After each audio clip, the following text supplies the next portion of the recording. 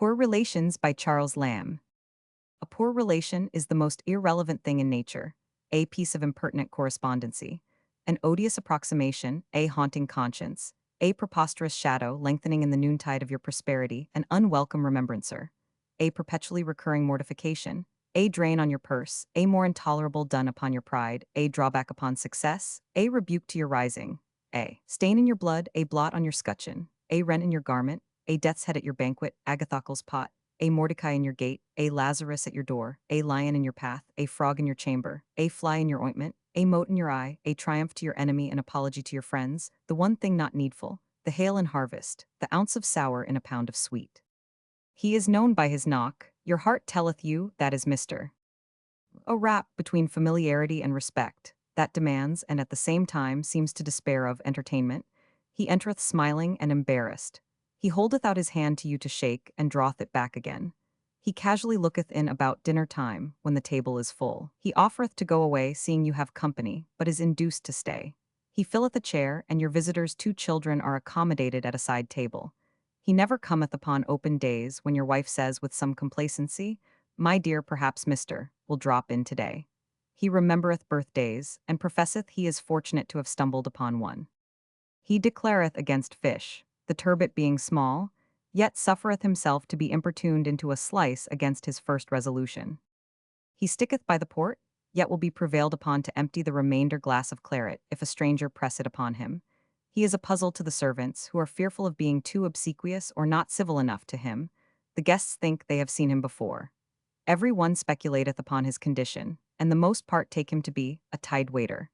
He calleth you by your Christian name to imply that his other is the same with your own. He is too familiar by half, yet you wish he had less diffidence. With half the familiarity, he might pass for a casual dependent. With more boldness, he would be in no danger of being taken for what he is. He is too humble for a friend, yet taketh on him more state than befits a client. He is a worse guest than a country tenant, inasmuch as he bringeth up no rent, yet tease odds from his garb and demeanor that your guests take him for one. He is asked to make one at the whist table, refuseth on the score of poverty, and resents being left out. When the company break up, he proffereth to go for a coach, and lets the servant go. He recollects your grandfather, and will thrust in some mean and quite unimportant anecdote of the family. He knew it when it was not quite so flourishing as he is blessed in seeing it now. He reviveth past situations, to institute what he calleth favorable comparisons. With a reflecting sort of congratulation, he will inquire the price of your furniture, and insults you with a special commendation of your window curtains. He is of opinion that the urn is the more elegant shape, but, after all, there was something more comfortable about the old tea kettle, which you must remember. He dare say you must find a great convenience in having a carriage of your own, and appealeth to your lady if it is not so. Inquireth if you have had your arms done on vellum yet, and did not know till lately that such and such had been the crest of the family.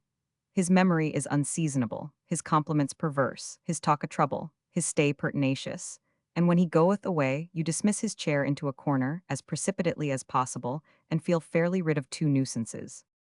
There is a worse evil under the sun, and that is a female poor relation. You may do something with the other, you may pass him off tolerably well, but your indigent she-relative is hopeless. He is an old humorist, you may say, and affects to go threadbare. His circumstances are better than folks would take them to be. You are fond of having a character at your table, and truly he is one. But in the indications of female poverty there can be no disguise. No woman dresses below herself from caprice. The truth must out without shuffling. She is plainly related to the L.S., or what does she at their house? She is, in all probability, your wife's cousin. 9 times out of 10, at least, this is the case. Her garb is something between a gentlewoman and a beggar, yet the former evidently predominates. She is most provokingly humble, and ostentatiously sensible to her inferiority. He may require to be repressed sometimes, aliquando supplementandis erat, but there is no raising her. You send her soup at dinner, and she begs to be helped after the gentleman. Mr. requests the honor of taking wine with her. She hesitates between port and Madeira and chooses the former because he does. She calls the servant sir, and insists on not troubling him to hold her plate. The housekeeper patronizes her. The children's governess takes upon her to correct her, when she has mistaken the piano for a harpsichord. Richard Amlet, Esquire, in the play, is a notable instance of the disadvantages, to which this chimerical notion of affinity constituting a claim to acquaintance may subject the spirit of a gentleman. A little foolish blood is all that is betwixt him and a lady of great estate. His stars are perpetually crossed by the malignant maternity of an old woman, who persists in calling him her son Dick. But she has wherewithal in the end to recompense his indignities and float him again upon the brilliant surface, under which it had been her seeming business and pleasure all along to sink him. All men, besides, are not of Dick's temperament. I knew an Amlet in real life who, wanting Dick's buoyancy, sank indeed. Poor W was of my own standing at Christ's, a fine classic and a youth of promise.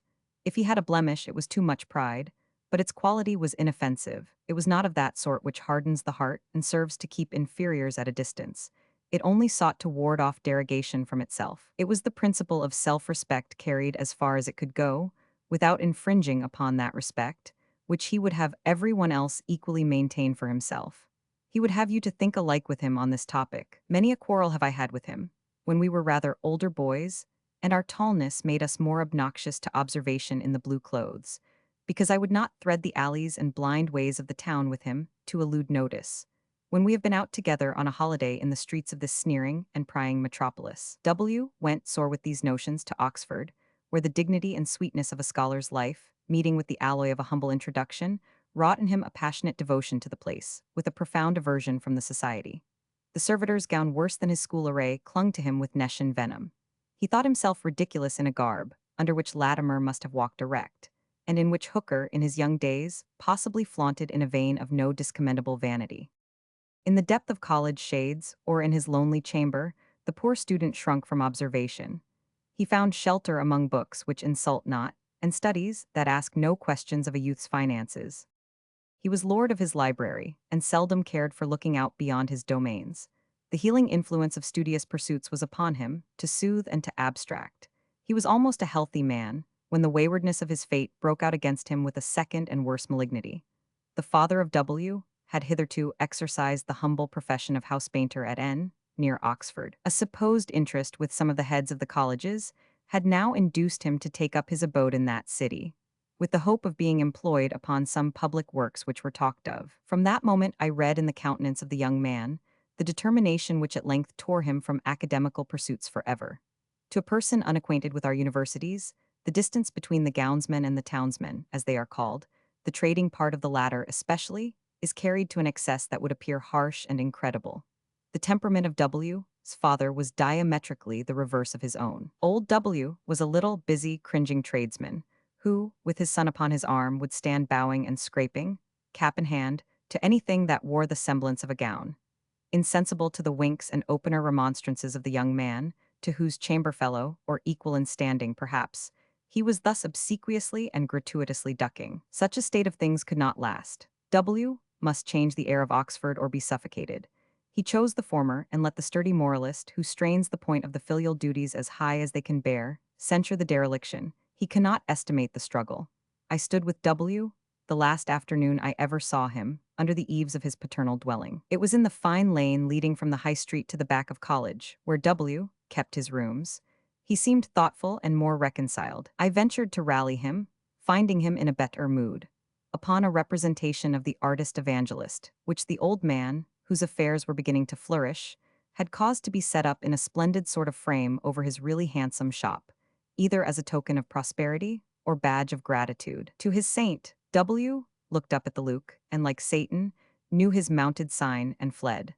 A letter on his father's table the next morning announced that he had accepted a commission in a regiment about to embark for Portugal. He was among the first who perished before the walls of St. Sebastian. I do not know how, upon a subject which I began with treating half seriously, I should have fallen upon a recital so eminently painful. But this theme of poor relationship is replete with so much matter for tragic as well as comic associations, that it is difficult to keep the account distinct without blending. The earliest impressions which I received on this matter are certainly not attended with anything painful or very humiliating in the recalling. At my father's table, no very splendid one, was to be found every Saturday the mysterious figure of an aged gentleman, clothed in neat black of a sad yet comely appearance. His deportment was of the essence of gravity, his words few or none, and I was not to make a noise in his presence. I had little inclination to have done so, for my cue was to admire in silence. A particular elbow chair was appropriated to him, which was in no case to be violated. A peculiar sort of sweet pudding, which appeared on no other occasion, distinguished the days of his coming. I used to think him a prodigiously rich man. All I could make out of him was that he and my father had been schoolfellows a world ago at Lincoln, and that he came from the Mint. The Mint I knew to be a place where all the money was coined, and I thought he was the owner of all that money. Awful ideas of the Tower twined themselves about his presence. He seemed above human infirmities and passions. A sort of melancholy grandeur invested him. From some inexplicable doom, I fancied him obliged to go about in an eternal suit of mourning.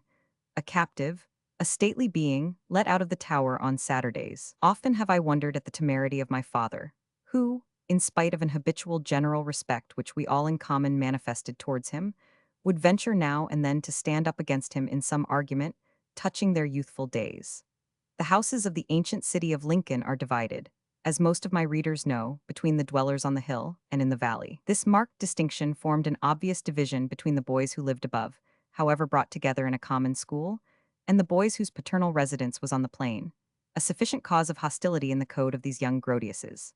My father had been a leading mountaineer, and would still maintain the general superiority in skill and hardihood of the above boys, his own faction, over the below boys, so were they called, of which party his contemporary had been a chieftain. Many and hot were the skirmishes on this topic, the only one upon which the old gentleman was ever brought out, and bad blood bred, even sometimes almost to the recommencement, so I expected, of actual hostilities. But my father, who scorned to insist upon advantages, generally contrived to turn the conversation upon some adroit by-commendation of the old minster, in the general preference of which, before all other cathedrals in the island, the dweller on the hill and the plain-born could meet on a conciliating level and lay down their less important differences.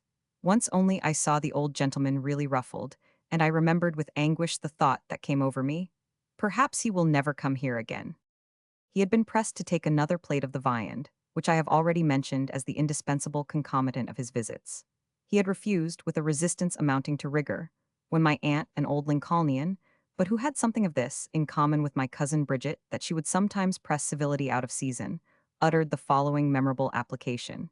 "Do take another slice, Mr. Billet, for you do not get pudding every day." The old gentleman said nothing at the time, but he took occasion in the course of the evening, when some argument had intervened between them, to utter with an emphasis which chilled the company, and which chills me now as I write it, "Woman, you are superannuated." John Billet did not survive long after the digesting of this affront, but he survived long enough to assure me that peace was actually restored. And, if I remember aright, another pudding was discreetly substituted in the place of that which had occasioned the offense. He died at the Mint, anno 1781, where he had long held what he accounted a comfortable independence, and with £5, 14 shillings, and a penny, which were found in his escritoire after his decease, left the world, blessing God that he had enough to bury him, and that he had never been obliged to any man for a sixpence. This was a poor relation.